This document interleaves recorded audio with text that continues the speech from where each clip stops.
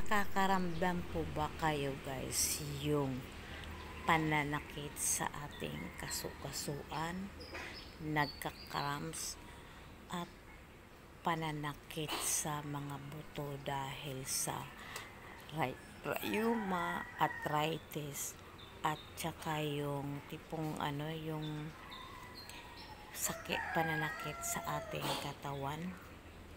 Mayroon akong ibabahagi sa inyo guys na magandang panghaplas guys. So ito ay subok na ng karamihan kahit sa mga OFW. Ito ay napanood ko din to. Ang mahal to ng bentahan through online. So pwede nating gawin para tayo ay makatipid at saka iba po talaga kung tayo po ang gagawa. So subukan natin ito guys. I-guide ko kayo kung ano po yung ating gagawin at magawa nyo rin guys.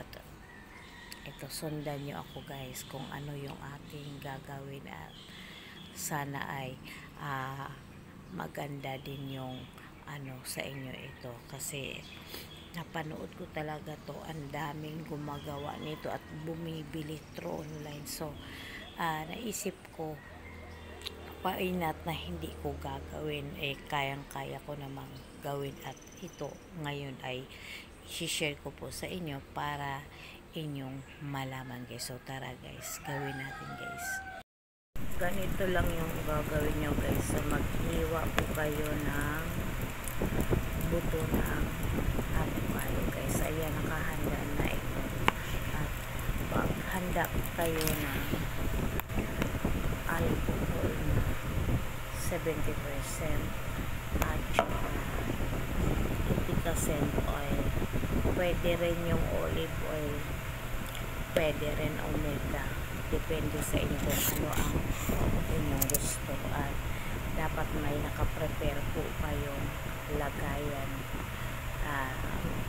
Ito ang hinanda ko, pero pwede rin yung may spray. So ang gagawin lang nito, ilalagay mo dito yan guys. Haluin lang sila sa isang bote. 500 ml na alcohol ang ilalagay dito at saka ganito ka laki yung ipe kasi. So napakabisa po nito guys. So atin ilalagay. Ayan, lagay po natin ito lahat. Napakabisa po nito na gawin natin panghaplas, lalo na dun sa mga nagkakaroons masakit ang katawan. Ganun lang po yung ating gagawin. Ayan guys, nalagay ko na lahat. Ngayon ihalo natin yung ipikasin.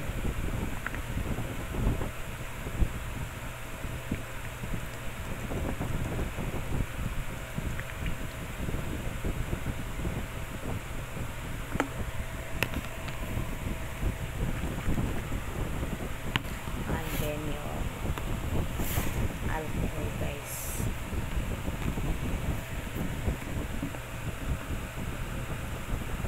Kapag ito ay naubos nyo na, huwag nyo nang dagdagan, kundi gumawa na kayo ng panibago guys.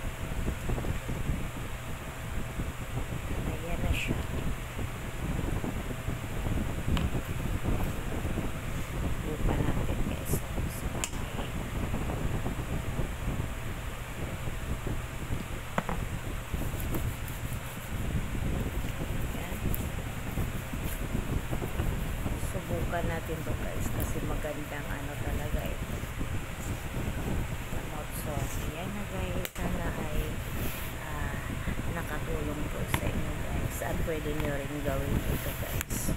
Malaking bagay po ito. Ayan.